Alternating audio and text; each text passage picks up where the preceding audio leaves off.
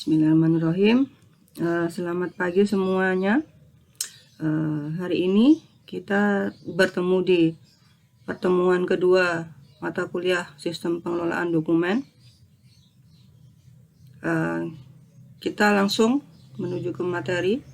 Hari ini adalah masih lanjutan dari minggu yang pertama, yaitu analisis kebutuhan sistem pengelolaan dokumen. Oke. Sebelum masuk ke materi, sebelumnya saya ingin mengingatkan lagi kalau minggu lalu kita sudah belajar secara garis besar tentang sistem pengelolaan dokumen yang juga menjelaskan tentang komponen-komponennya dan keuntungan-keuntungannya. Nah, sekarang kita akan melihat jika ada masalah yang dihadapi oleh suatu organisasi tentang pengelolaan dokumen di organisasi tersebut. Oke, di sini pertama,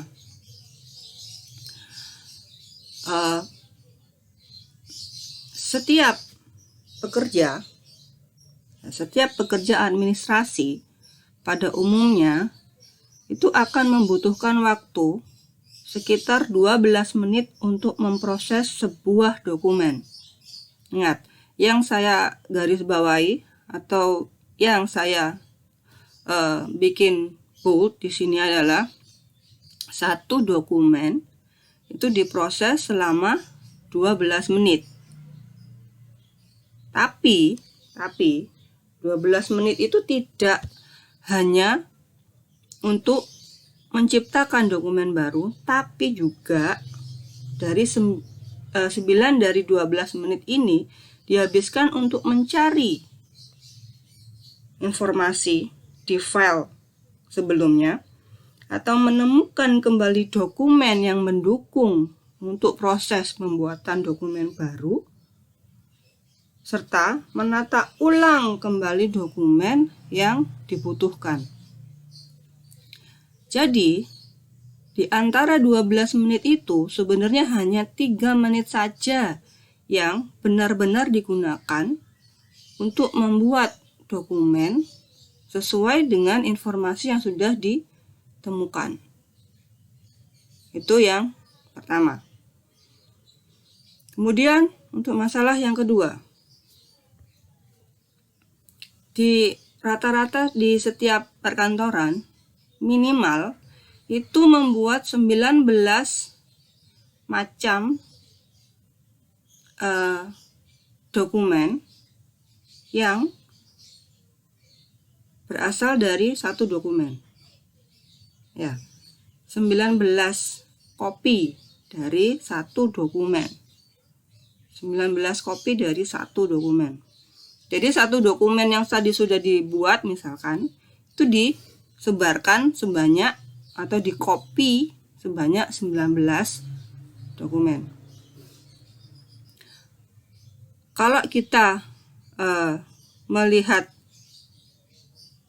problem ini dari buku referensi kita, di situ disebutkan jika setiap pekerja dalam memproses dokumen itu menghabiskan biaya sebesar $20. Ingat, setiap satu dokumen sekitar $20. Kalau dengan kurs yang saat ini sedang berlaku di Indonesia, $1 adalah 16.700. Ya. Jadi perhitungan untuk setiap dokumennya itu adalah Rp334.100. Itu hanya untuk satu dokumen saja.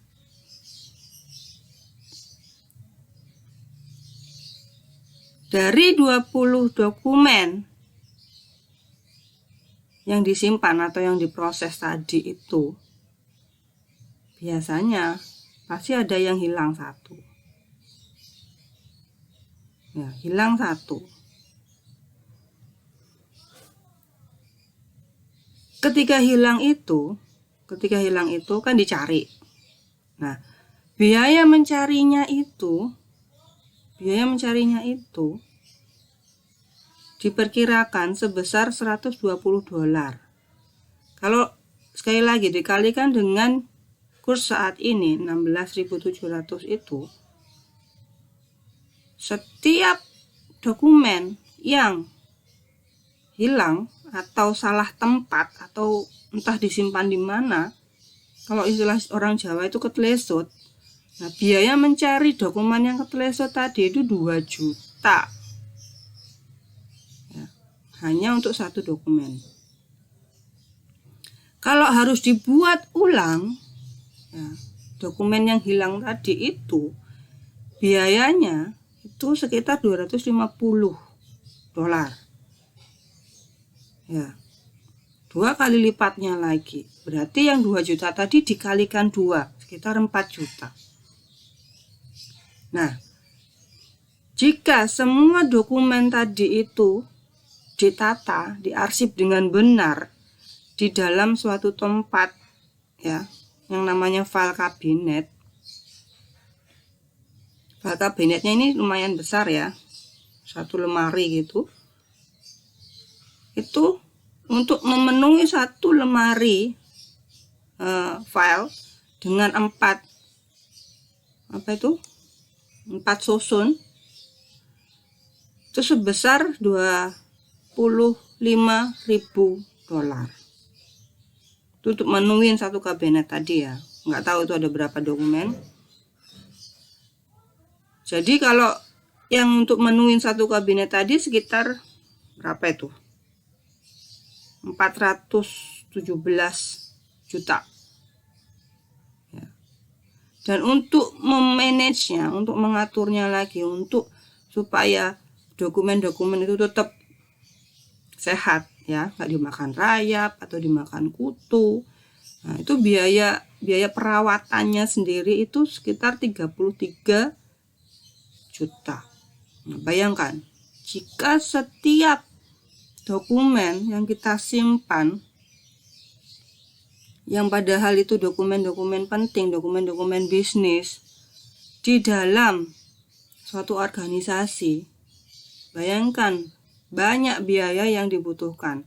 Itu kenapa kemarin yang minggu lalu saya sudah menceritakan juga kalau dalam pembuatan satu dokumen itu juga nggak murah, karena ada butuh kertasnya, butuh printernya, butuh tintanya atau tonernya, butuh aplikasi pembuatnya, dan butuh orangnya, ya kan?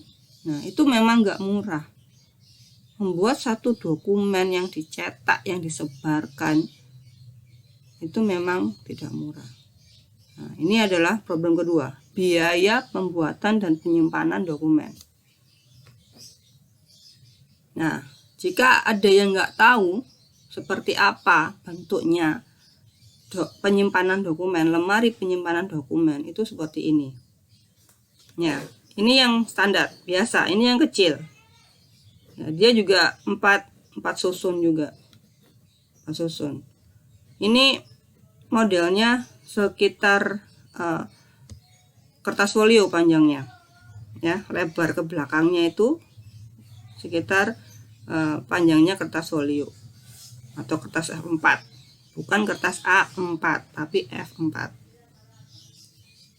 Oke, ini yang standar ukuran kecil. Ini yang ukuran agak besar ini, ya, dia melebar.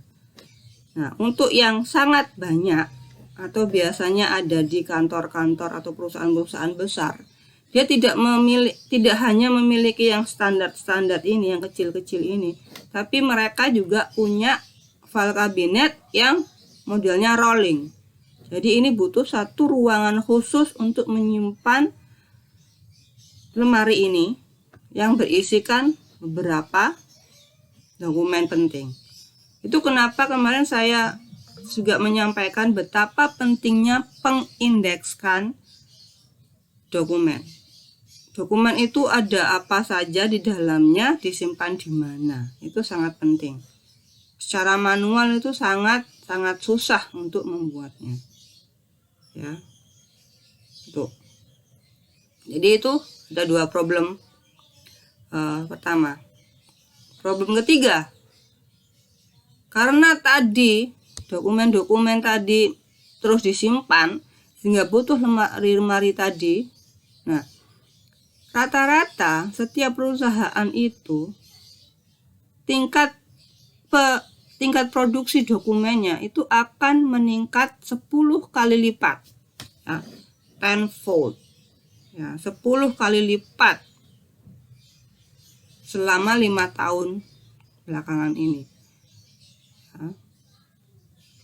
Meskipun ada beberapa yang sudah pakai DMS, tapi masih banyak, terutama untuk bank, perusahaan pemerintah, itu mereka masih butuh bentuk fisik dari dokumen. Ya. Sehingga dokumen-dokumen itu harus mereka simpan. Dengan semakin meningkatnya produksi dokumen, meningkatnya kertas yang harus disimpan, maka juga akan meningkatkan biaya perawatan dan biaya penyimpanan. Dan ini benar-benar akan menurunkan keuntungan dari perusahaan itu. Lalu, untuk masalah-masalah tadi, apa yang bisa diberikan sebagai solusi? Solusinya, mau nggak mau ya harus dibuat digital dokumen. Ya, digital dokumen manajemen pastinya bisa membantu perusahaan-perusahaan itu untuk mengatasi peningkatan yang cepat sekali, dalam produksi sebuah dokumen. Dengan menjaga dan melindungi dokumen itu akan membantu suatu organisasi itu untuk cepat berprosesnya. Dokumennya cepat, gitu ya. Untuk disimpannya cepat, untuk mencarinya cepat. Seperti yang minggu lalu sudah kita pelajari juga, kalau dokumennya bisa disimpan di suatu tempat yang sama, berjuta-juta dokumen, dan kita bisa mencarinya dengan mudah, pekerjaan kita akan lebih efektif, ya, lebih efisien. Kegiatan-kegiatannya juga bisa cepat dijalankan, dan keamanan dan aksesibilitasnya juga terjaga. Tuh. Jadi solusinya untuk masalah-masalah tadi, untuk biaya yang besar tadi adalah membuat dokumen fisik menjadi dokumen digital. Nah, ini sebenarnya minggu lalu sudah sempat kita singgung. Keuntungan dari DMS adalah mempersingkat waktu kerja, ya, meningkatkan profitability atau meningkatkan keuntungan, meningkatkan produktivitas kinerja dan efisiensi kinerja, meningkatkan komunikasi dan kolaborasi dengan organisasi yang lain, dan pastinya akan memungkinkan terjadinya otomasi perkantoran dalam sisi dokumen. Nah, masing-masing ini akan kita pelajari setelah ini.